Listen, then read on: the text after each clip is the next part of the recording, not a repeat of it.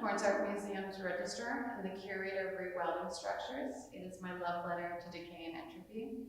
I'm joined today by Jeff Frost, filmmaker, interdisciplinary artist, and photographer. We're here to look at his two photographs right behind me. How are you doing, Jeff? Doing good, how are you doing? Thanks for joining us today, Jeff. Could you tell our viewers what we're looking at in these photographs? These are 12 cars that are out in the Salton Sea. I did not put them up. It's a group that goes out there every year, and they have a big party, and then they burn cars, and they dig a hole, and they stand them up. And so it's sort of a little bit haphazard in that, and it's on property that no one owns, and the cars were put up by many people, so it's just sort of like this thing that's out there that really anybody can and has painted on up till now.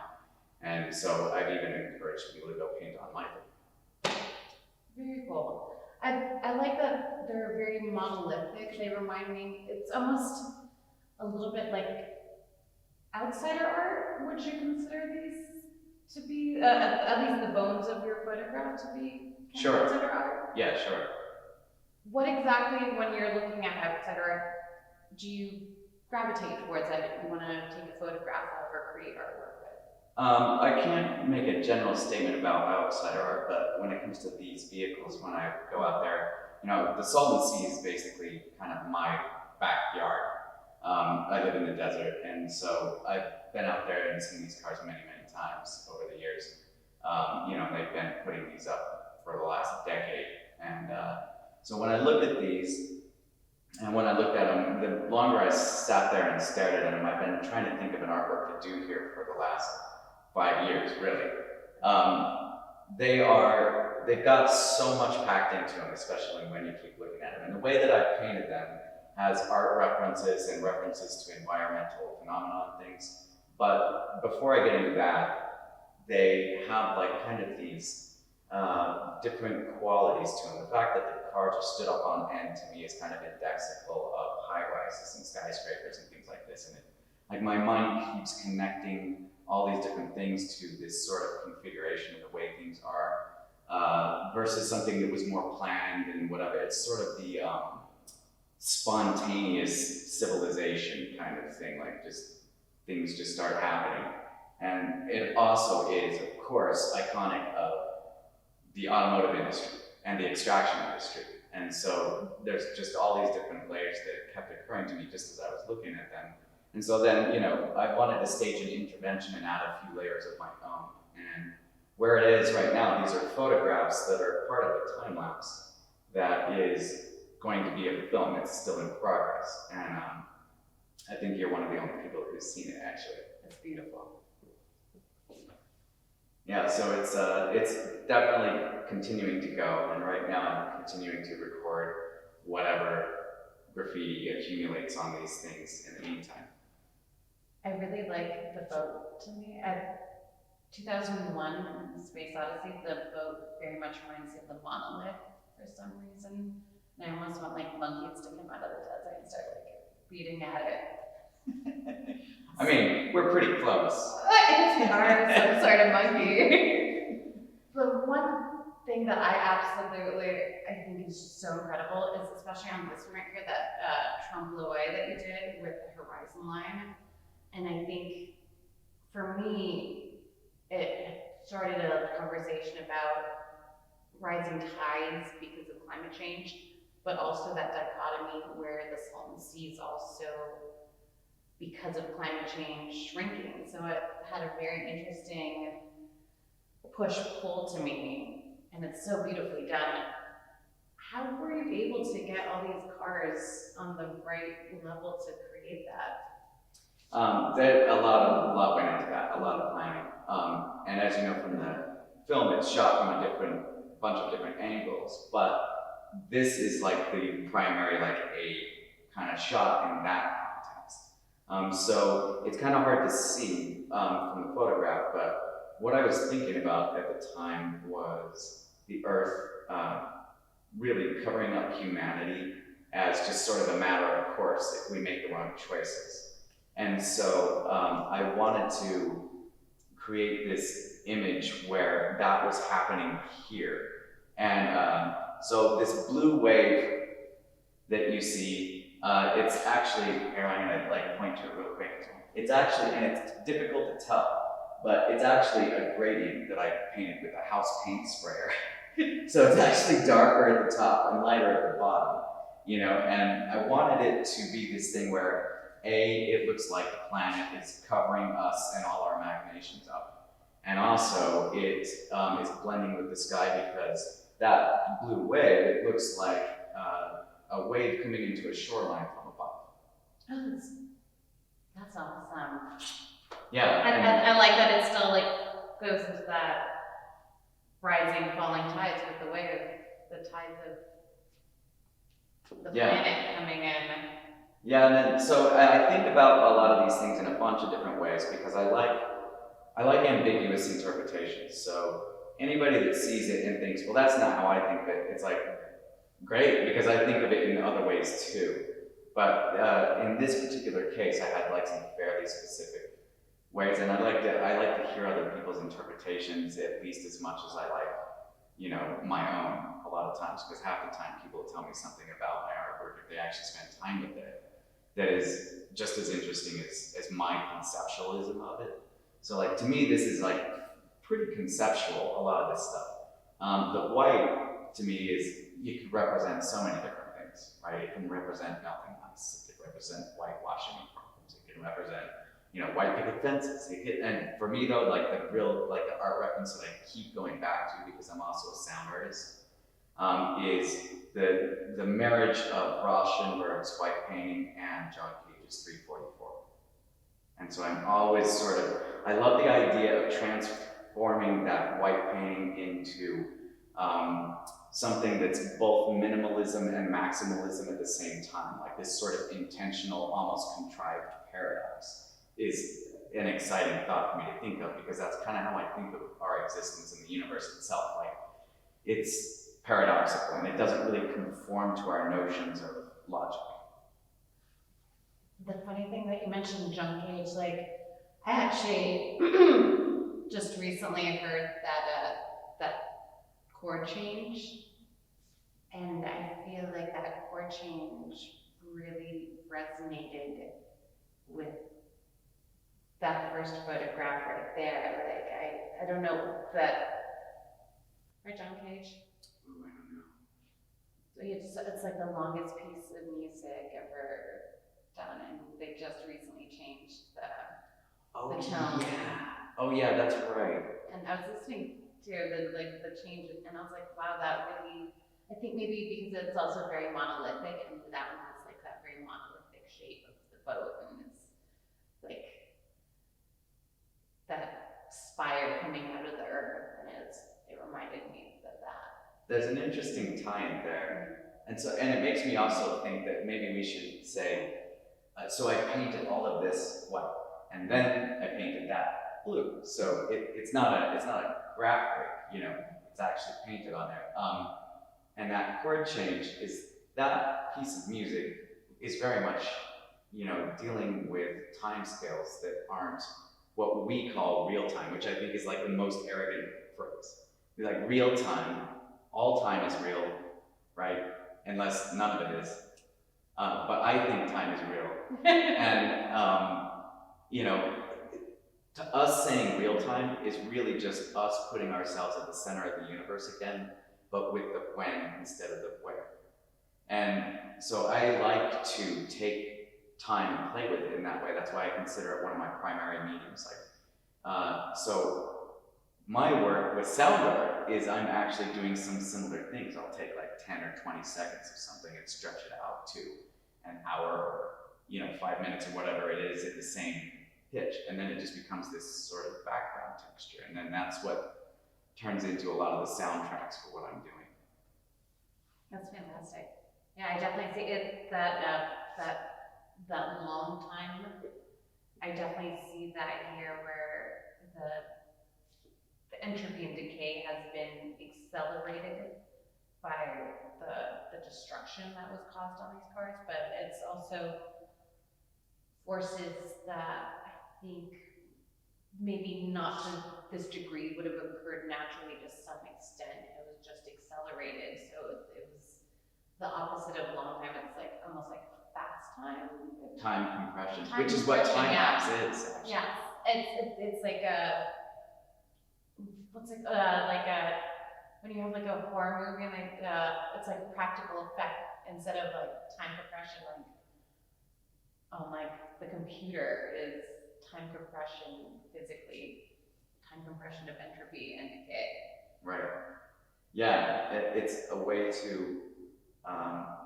What I've noticed, like when I do my films and when I like deal with time, is whenever you take people out of like human neurological clock versions of real time, because we have all these, like if you get into the neuroscience of how we tell time, there's all these little clocks in our heads in each neuron, and they each are like, there's a different one for seconds and minutes and hours and days and months. And so when you mess with that, it takes people out and it puts them like into this kind of trance-like mode, which is very much like the overview effect, like the astronauts described from the International Space Station. And it just works. You don't have to explain it. Like you don't have to hear like any of it. It just works. And I've noticed that when people will watch my films, they'll have an extremely displaced sense of how long it took.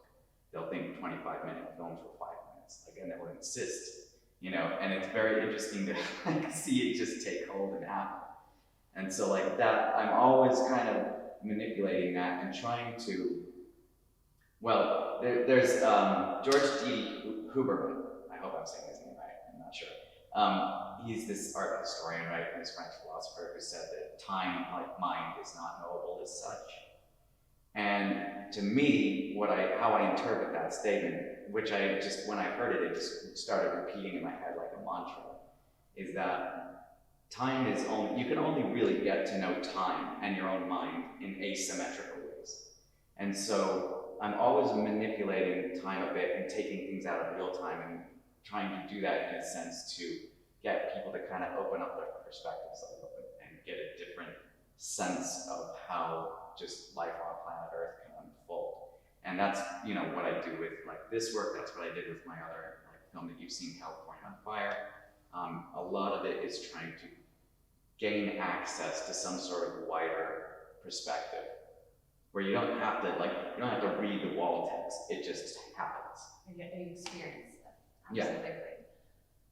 So I feel like, at least from the work of yours I've seen, there's a very strong undercurrent or overcurrent of environmental themes in your work. Is that something that's just coincidental, or is that something that you try to go out and create environmental artwork? So yeah, I've been definitely asked, like, are you an environmental artist? And I would say, no, I'm just an artist. My feeling on that, when I get that question, is it connects my mind to comedians. And it'll make sense in a minute, I swear. But like, I think about comedians because I go, all right, well, if there's a comedian out there and they place making a point above making comedy, above that art, then it's probably not going to be very good at comedy. And so I would say that, like, I'm making art and I'm reacting to the world around me and what's happening in it, and I'm trying, like, my very best to get through people's minds and their hearts and, like, actually affect how they process things rather than, starting out with, like, sort of a top-down, like, I'm going to, like, be didactic and, sort of give a sermon. And sometimes I wind up ranting anyway, but usually not in my art. I try to make it a lot more ambiguous. And I feel like that's one thing that I do like about, even when I was curious as if your art was an environmental artwork, I wasn't like, oh, it is environmental art. Like it wasn't beating over the head, although I felt like there was a theme. And perhaps there is a theme, it's just a subconscious or unintentional theme of environmentalism that runs through your art, just because. For sure. And not all of it, but definitely this one and some of the other ones that I've sent to you, like, California on Fire is supposed to be like showing present day effects of climate change that are happening right now, because the thinking was people don't really take things seriously until they're already happening, right? Or even 10 years in the future, people are like, well, we've got time, you know, and it's like, well, no, we don't, you know. So I wanted to like try to make it immediate. And so yeah, very much like these are really prevalent concerns in my mind, because my feeling is that if we can't get a handle on this, then there's not going to be anything else that is really going to matter. You know, society breaks down, and there's mass climate migrations. I feel like a lot of progress on rights are going to go out the window, and I don't want to see that. I absolutely agree with you. I sometimes worry that we're in the what's the last ages of Rome, the fall of Rome. What's the terminology where it's the? I don't know. Oh, I don't know, but I do too. Like the late stages of capitalism, certainly, and the late stages of, you know, the fall of the empire. You know. And I definitely worry about that. Although at least we're definitely leaving some beautiful pieces of fossil reference for future. Yeah, well, that's what I thought about with this. When they, you know, I think about, all right, well, this piece is titled Ghosts of the Future, and I have a couple of them titled Ghosts of the Future now, but this one's titled Ghosts of the Future. Of course, it's my working title, so it could change, but Ghosts of the Future is meant to be a question, where it's, what are the ghosts of the future, or who? Like, are the ghosts of the future us, literally, because we make bad decisions, or the ghosts of the future are ways of doing things, you know, like with the fossil fuel industry, extraction industry, and all these other things that we're doing that are wildly self-destructive. It's a big question mark, really. Absolutely, yeah. I definitely see it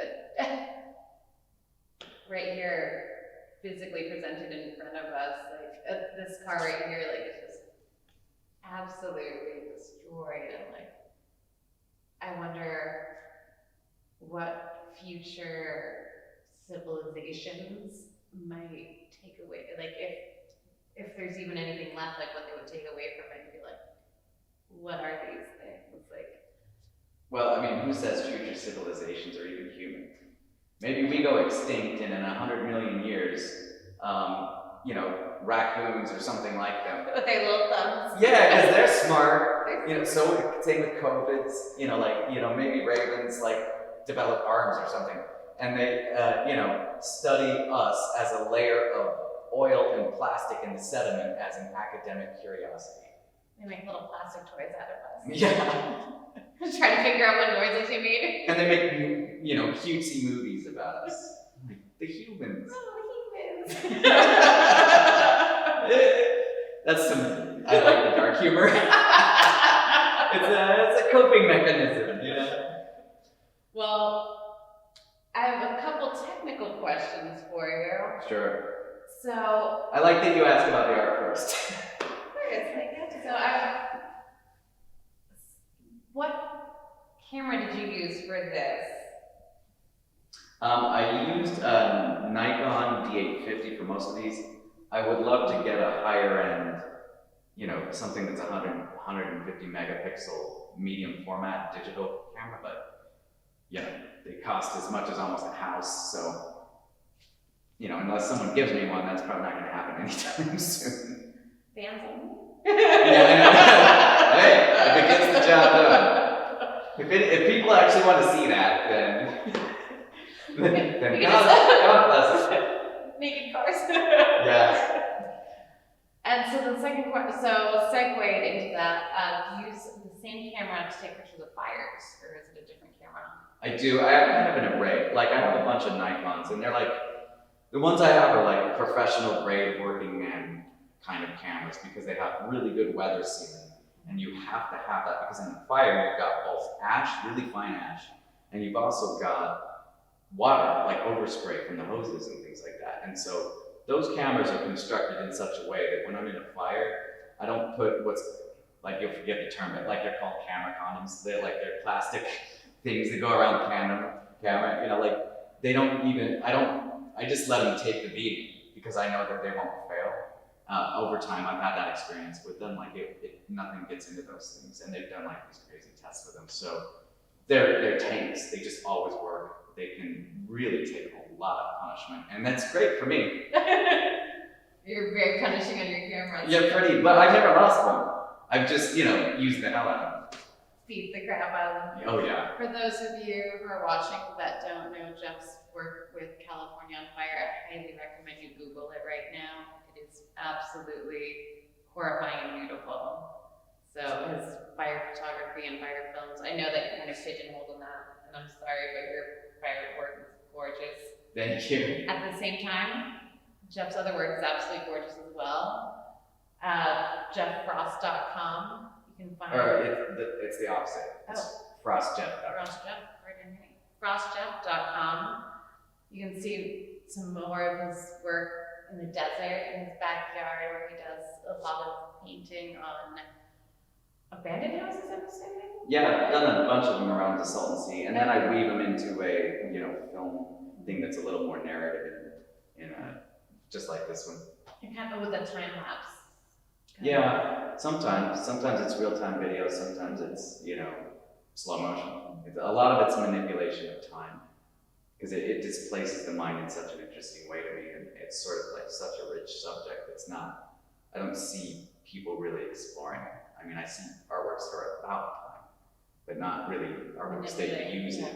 Although I think at the same, like when you look at not so much visual arts, but when you look at dance, I think you see modern dance, and I think they use time a lot. Like I think Bosch, like Pina Bosch, like you see a lot of like where space and time is an element of choreography, or that's their paintbrush almost. That's choreographer's paintbrush. I think I need to tape some lights to those people and do some longer. Oh yes! Yeah, you gotta hook me up with your people. I'll hook you up with the dancers. Jeff, before we close up, I would like to ask you what your artistic influences are. I mean, my God, everything. What do I say? My artistic. What? All right. So, like, as a teenager, I grew up in a really super religious community that was difficult for me, like as a queer person and as artists who just simply didn't fit in. So it was my go-to was 9 Inch Nails, and like the sense of like layering and the sense of like the self-destruction built into everything, and like there's so much going on there that appeals to me still so much. So a lot of music informs a lot of my art. If I'm gonna talk about like rhythm informs my art. I play like 4 or 5 different instruments. Was there any music that influenced these pieces right here? Well, John Cage, the 344. Other than that, not in particular. That finds its way more into film editing. Okay. But a lot of the influences are hard to see. Like, for example, I love Diane Arbus. And, you look at this and you go, where's the influence of Diane Arbus? And I go, well, it's the persistence. Like, her, she would do these portraits and she would just wear people out. She would keep them there for like 8 hours until they dropped her mask and she'd get her photograph. That is super impressive to me, and I love that. And she also walked around with like a bunch of cameras dangling from her hip, and neck or whatever. And so like that's definitely, I have like 4 cameras with me at any given point. And so yeah, like that kind of stuff really influences me a lot. There's such an array because I have so many different, mediums that I like to explore. And it's always changing. Like it's always changing. Like I love, for example, I think a lot right now about Yinka Shonibare, which I don't know if it's even showing up in my art or not, but I just love the paintings that he did where he, replaces a white aristocrat in like whatever, Europe at the height of whatever, like, European rule like from the UK, and he replaces like some sort of aristocrat there with a black man. And I love that subversion. I love the subversive in that. And the same thing with 9 Inch Nails. Like there was this big subversive element to it. And I like the recontextualization thing. So there's a whole lot of that going on at any given time. And I feel like whenever somebody asks me what my influences are, my mind kind of goes blank. But there's so many of them. You know, like the abandoned houses, if you want something that's easier to see, then you can kind of say like, well, there's John DeVola, right? But the thing is, I was kind of doing my abandoned house paintings before I even found out who John DeVola was. And then I found out who he was, and then it influenced me even more. So there's a lot of that going on. I just find like that I love art from all eras, and I just want to look at whatever is good from whatever era. I'm not married to any one way of doing things or seeing the world. I like just traveling and surveying and like, you know, looking at different ideas and trying different things on. Like I don't see any point in, you know, because like to me art, like all the big things, all the big abstractions and all the big stuff has probably been explored, like the basic obvious stuff, you know, like with abstract expressionism or minimalism or, you know, impressionism or realism or whatever. And so I kind of think that like artists now are a lot more like chefs, and it's just kind of like, well, you know, like here's a pinch of this movement and a pinch of that movement and a pinch of this artist and a little bit of conceptualism and a little bit of formalism and a little bit of, you know, movies and like whatever. I like it when people really can draw all these disparate influences in and kind of make this big, huge stew in a way. A stew that's your own. Yes, a stew that's your own. Well, you made a beautiful stew in these 2 photographs, Jeff. Thank you. Thank you for talking with us today. You're welcome. Thank you.